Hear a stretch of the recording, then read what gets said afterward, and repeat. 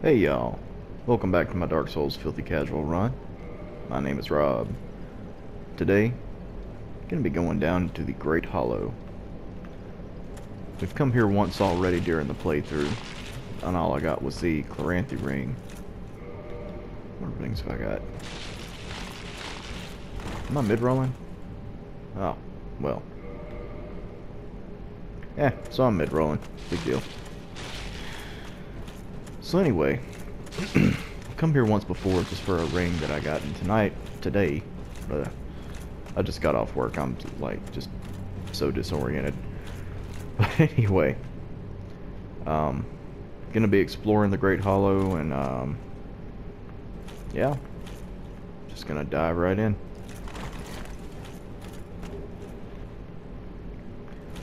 Whew. Those 12-hour shifts, man, they take a lot out of you. Especially the brain department.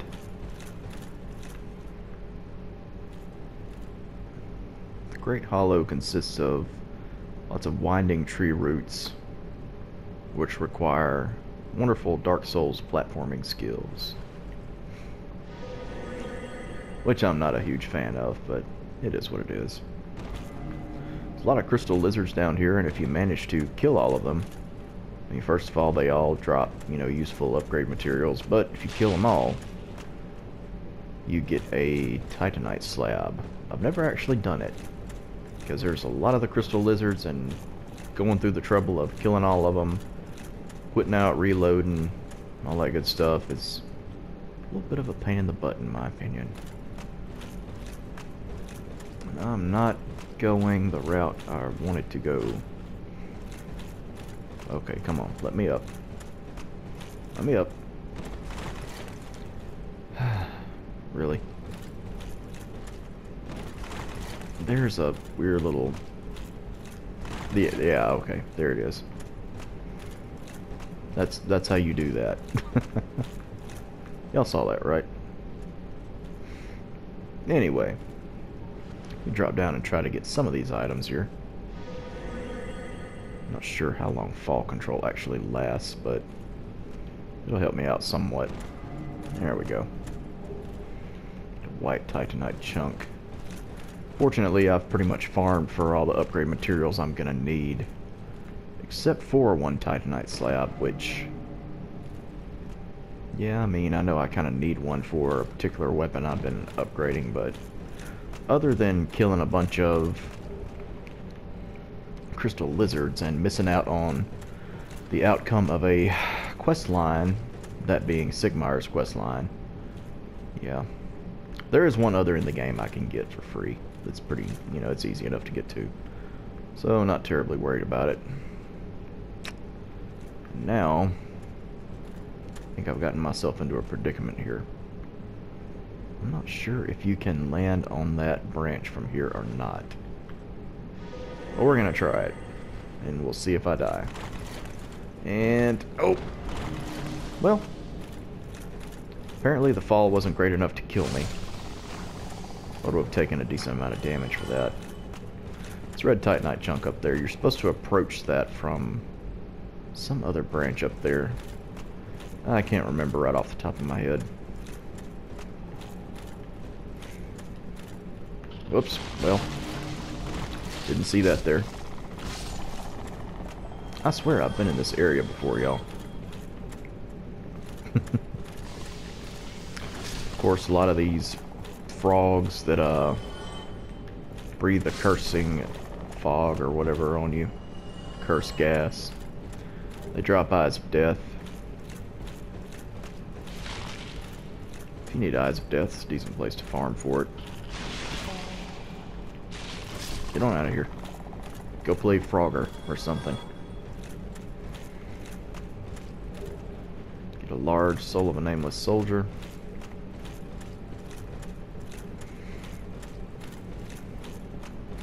Yeah, we get lower and lower down into some interesting territory with all these big mushrooms growing out of the tree.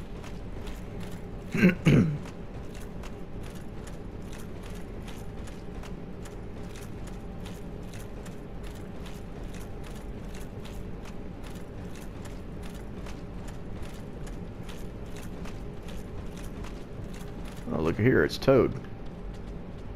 What's up, Toad? How you doing? What the? Really? Yeah, we'll see about that.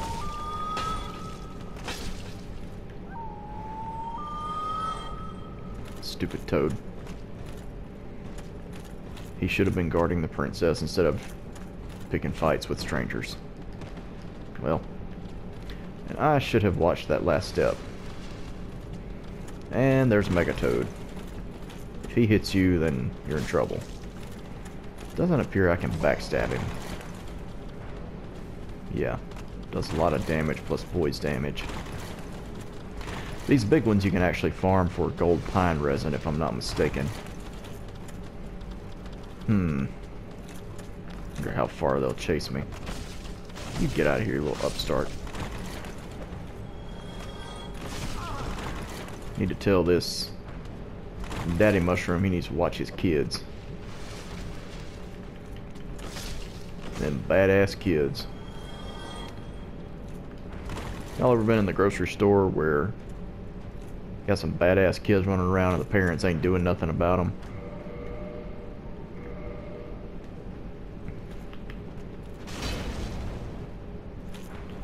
Well, that's pretty much the situation here.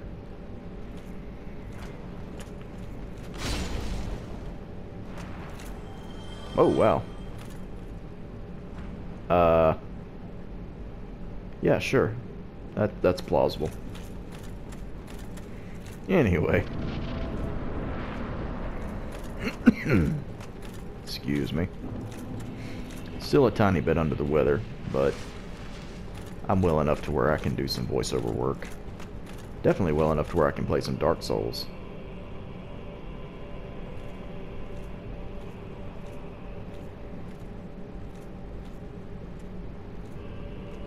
Just take it in, y'all. This is where you're eventually supposed to come to for the resolution of Sigmar's quest. Unfortunately, I screwed up and I'm not going to be able to show it on this particular new game cycle. But when I show you know, however I decide to do it when I finish this playthrough, when I show all the new game plus material, I'll try and get the quest to go right at that point. Yeah, definitely. Won't spoil anything for the time being. But yeah, things don't really end well for old Sigmar.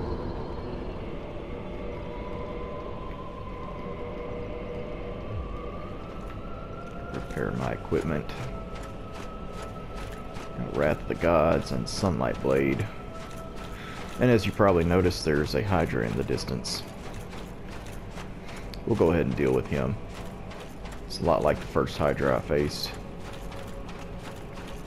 A little bit more HP, I believe, though. Let's see if I can get his attention.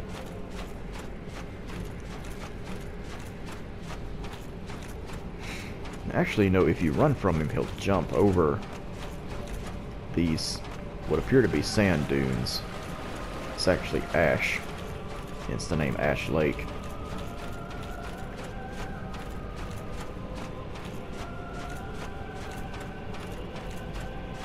Yeah. This Hydra's actually got some room to move, so he'll kind of chase you down.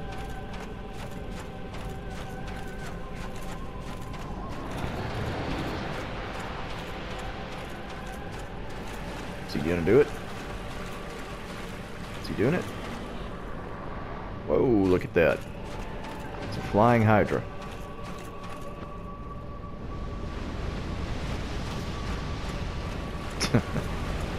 Alright, at this point, I'll deal with him. Oh, nope, I better deal with this guy first.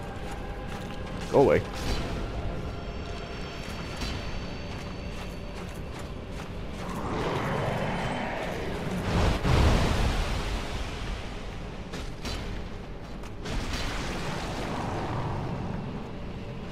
Good old Chaos Swyander. Never let me down.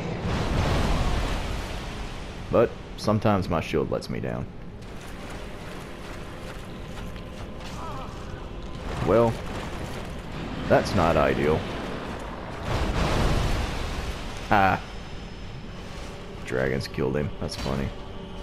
Dragon heads, rather. Okay.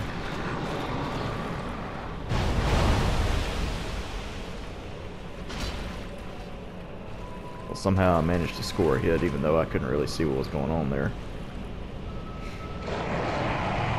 Come on. You annoying mini-boss.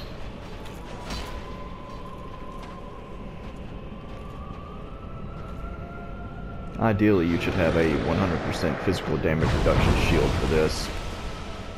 But my build and equipment choices and everything during this playthrough has been not always ideal. But it's been fun. There we go. We're about to try Wrath of the Gods on this thing.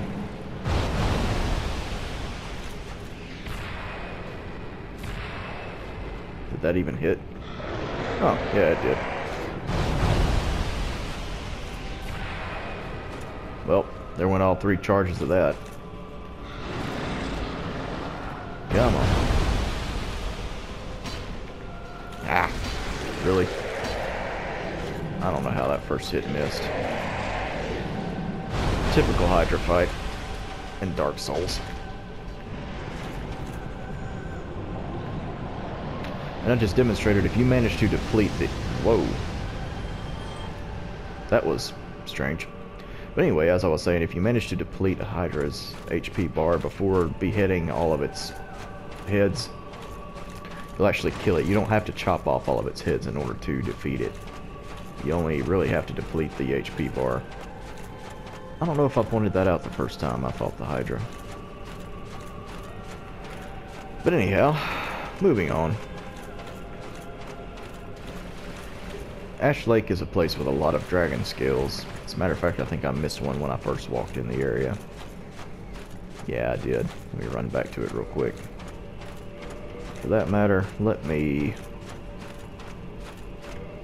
do this. There we go, now I'm running faster.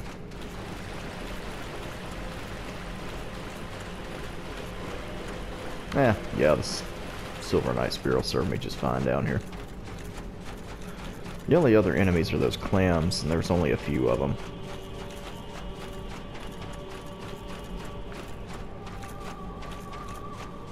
So what's the point of Ash Lake, other than being a place where Sigmayr's quest meets its end? There's a Hydra, lots of dragon scales. There's a miracle, and a covenant you can join. I'm going to be showing all of that here shortly. I know these last few parts there hasn't been any boss fights or anything like that, and maybe, I don't know if that was the best decision to make when I was planning out how to do this playthrough, but I wanted to save everything to the end. So I was making this playthrough, you know, at one point, I'm doing it more as a hobby than anything right now, but got a little cousin who I've been trying to get into, he came to see me recently, stayed for like a weekend or so, and he's a gamer. He's a good kid, he likes his video games. He knew that I, really like to play Dark Souls. He's like, oh, let me try that. So naturally, as any new player to Dark Souls will be, especially if they're like 14 years old, they struggle with it, understandably so. So at certain parts I'd be like, hey, shamelessly be like, watch my YouTube video on how to get past this part. Had a little trouble with the gargoyles. Of course, most players when they play Dark Souls for the first time, they struggle with that boss. So anyway, to make a long story short, the reason I'm going to be fighting all the bosses at the end, and I don't know if he's watching the full playthrough or not. If he is, that's great. If you're watching this, hey Drake, hope you're enjoying Dark Souls, but if not, that's okay too. But in case you are, I wanted to save all these bosses to the end and show how to do the levels so as not to spoil anything for you. And if you have trouble fighting any of the bosses, well, I'll get to them soon enough and I'll show how to do it. Or, I mean, heck, there's lots of other people who have done Dark Souls Let's Plays before I have, who, you know, subjectively do them better. Case in point. You can look up multiple playthroughs of the game, figure out different ways to do things. I've been centering this build and this playthrough around using the items available to me at the time that I get them. Not necessarily a recommended leveling route, even though I've demonstrated it can be effective.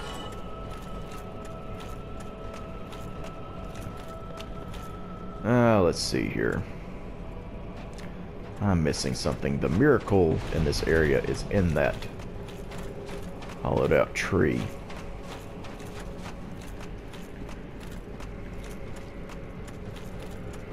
Yeah.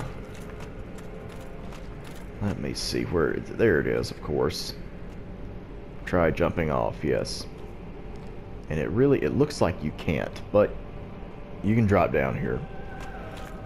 Perfectly safe, as long as you don't run off or roll off or something. And here we go. Miracle, Great Magic Barrier. Let's have a look, shall we? Miracle of Bishop Havel the Rock. Cover body and powerful defense magic coating. Havel the Rock, an old battlefield compatriot of Lord Gwyn, was a sworn enemy of Seath the Scaleless. He despised magic and made certain to devise means of counteraction. Found on this corpse. If you'll remember earlier in the playthrough, I might have mentioned that the Havel we meet in the tower between the Undead Berg and the Darkroot Basin, I didn't think that was the real Havel. I thought that perhaps that was maybe one of Havel's men, because he drops a ring worn by Havel's men.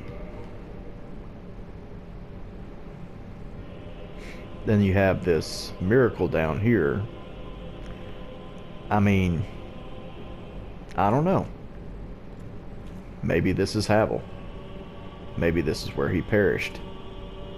The game doesn't really say one way or another whether that's Havel or not, but I've listened to, some different theories on the matter, and I mean,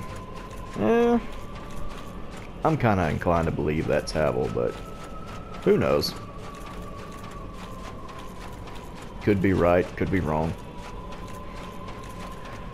Alrighty.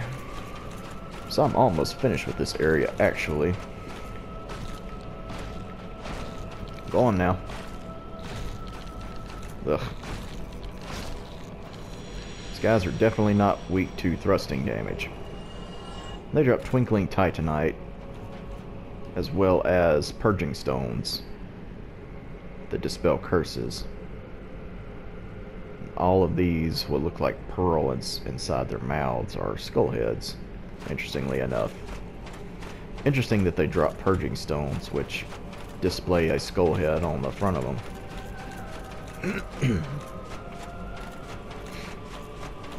So we've seen almost all there is to see in Ash Lake.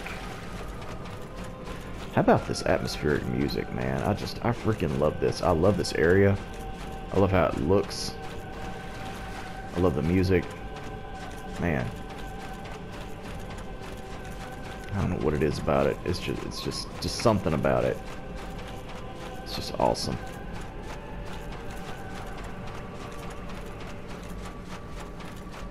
And it's just such a shame I wasn't able to complete Sigmar's quest this playthrough. I'm really upset about that. I had half a mind to just completely start from the beginning and work my way back up, but I was like, that'll be a bunch of wasted time. Oh, and look what we have down here. He's not hostile. He's not an enemy. we can rest at this bonfire and actually warp to and from it. This is the Master of the Covenant I was talking about. The Everlasting Dragon. And since I killed the Fair Lady, I don't believe I'm part of any covenant currently, so we might as well enter the Dragon Covenant.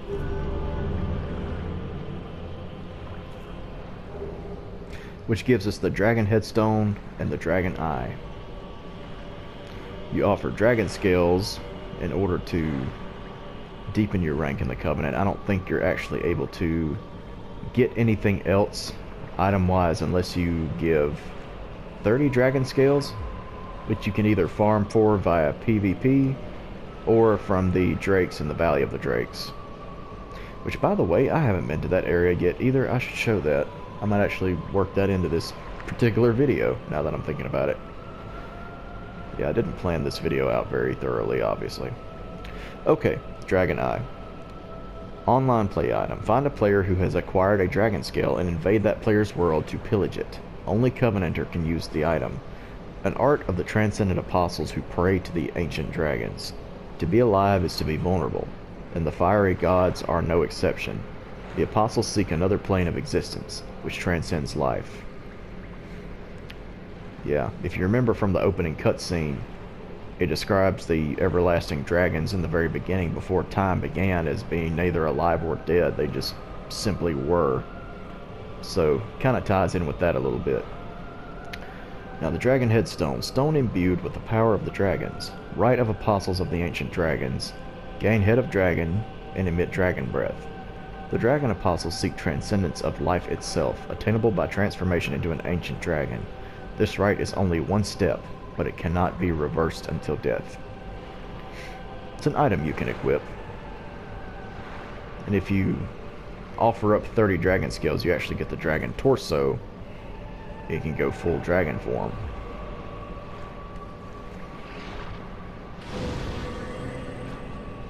Well, aren't we fashionable? Trying to get the camera a little bit closer. That grin. Isn't that something? Press the item button again. You breathe dragon breath everywhere. There's one other thing that we can get from the Everlasting Dragon without giving him any dragon scales.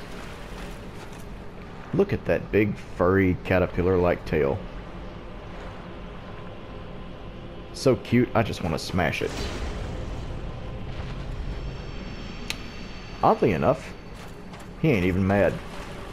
Doesn't even care. Didn't kick us out of the Covenant. Doesn't aggro. Nothing.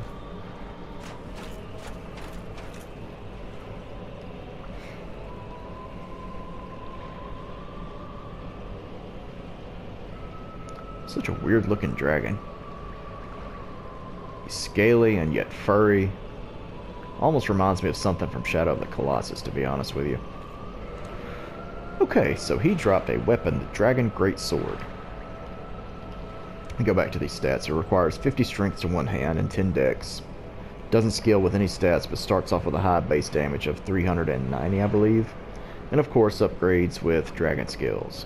To max it out, you need a total of 10, as with any other Dragon's type weapon.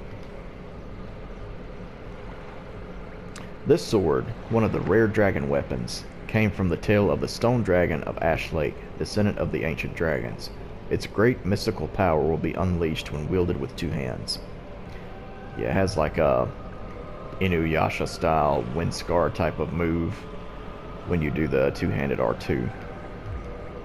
Kind of sort of like the, whatchamacallit, the Drake sword that you get from the Hellkite Drake. Alrighty. So that's pretty much all there is to see in Ash Lake. I don't have enough souls to level up. Just repair some equipment. And where did I just say I was going to warp? Oh yeah, Valley of the Drakes. Quickest way is probably going to be via Firelink Shrine, so let's do that. Yeah, Valley of the Drakes. I'm not even sure why I haven't explored that area yet. It's not very big. There's only a few items there. I don't know. I've just been kind of going through the game in a linear fashion. So I guess that's why. There was nothing really there that I wanted to get just right off. Yeah, that's fine. Yeah. That dragon head, as well as the dragon torso if you get it, it's not reversible unless you die. Has its perks though. As I'll demonstrate in maybe a future playthrough of Dark Souls, not this one in particular.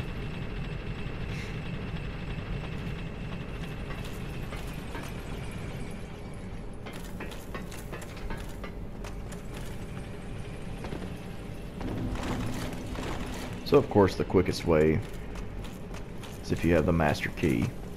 You go down through New Londo, you enter that door, and you're immediately in the Valley of the Drakes. The other way around is going through the Darkroot Basin from either Havel's Tower, which you would also need the master key to go through it that way. The way to enter this area without the master key is to go through the Undead Parish and exit out from the Undead Church where Andre is at, into the Darkroot Garden, and then into the Valley of the Drakes. So we got this undead dragon here, potentially the first one you end up seeing. You can pillage this soul of a proud knight from him without aggroing him, but as soon as you go in for either of these other items, he's gonna wake up mad. Yeah. What should I do with him? I'm thinking Sunlight Blade. Even though, if I would have thought this through from the beginning, Pyromancy would have worked really well. Good Chaos Firestorm would have worked great on him. Oh well.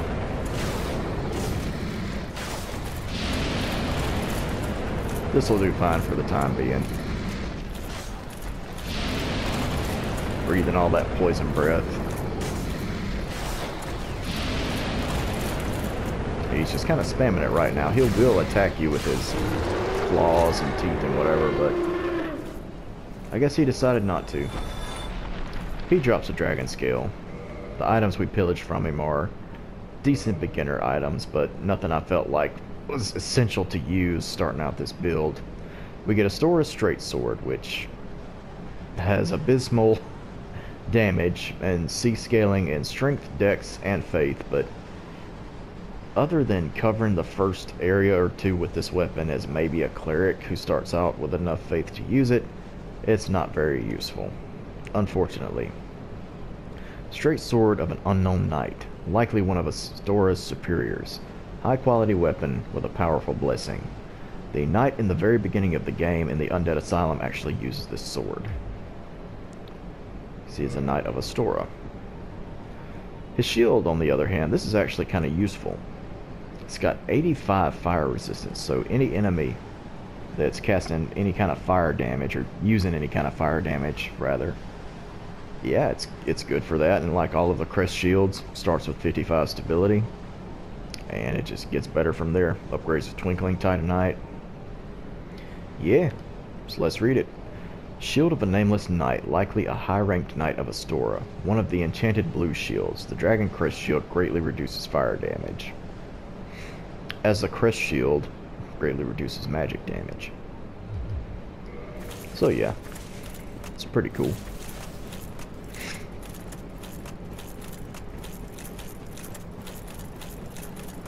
So that was just one, you know, kind of undead dragon or whatever. You know, why do they call this the Valley of the Drakes?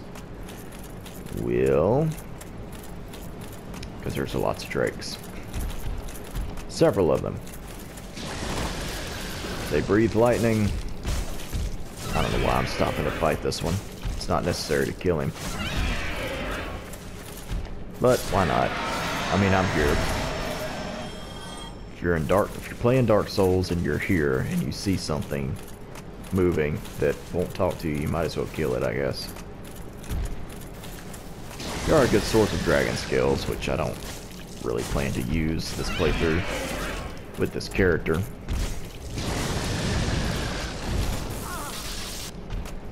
They're the only enemy in the game that will consistently drop dragon scales, so if you want to farm for them, this is it. And they don't really have the highest rate of dropping them either. So then this little elevator here will lead you up into the Darkroot Basin, next to the bonfire where you fight the Black Knight with the halberd, the first one you encounter. Close where you get the crest shield. Very beginning of the game, you know, when I was at that part, I debated whether to go back or to go to this area, and I ultimately chose to go back the way I came instead of showing this area, which in hindsight may not have been the best idea. I don't know, but it's how I decided to do things. And that big door that's open, that's New Londo. When we opened up that door and drained New Londo, it opened up to these drakes over here. This one that guards the bridge seems to be a bit more aggressive than all the others. I don't know if it's just my imagination or if he actually is, but if I get killed by any one of them, it's going to be that one. Come up here and pillage this corpse, and you get the bandit set along with the spider shield. Pass up these three amigos, and they're just going buck wild. But if you make it up to a certain point up this ladder, you don't have to worry about them hitting you. And there is something up here. Here we are. The red tearstone ring. Very popular, and for good reason. The rare gem called Tearstone has the uncanny ability to sense imminent death. This red tearstone from Kareem boosts the attack of its wearer when in danger. So basically you get like a, I don't know, like 30% or so damage increase by being in critical health. I think it's 30%, I could be wrong on that though. And anyway, you get a huge damage boost for being at low health, so you can kind of, you know, use that ring on like a glass cannon build or something to that nature. Well, it's been around 30 minutes, so I guess I'll call it here. Sorry if it hasn't been a very interesting part, but things are fixing to get a bit better. Trust me. And until next time, y'all, take care, enjoy life, and I'll see you soon with more Dark Souls Remastered.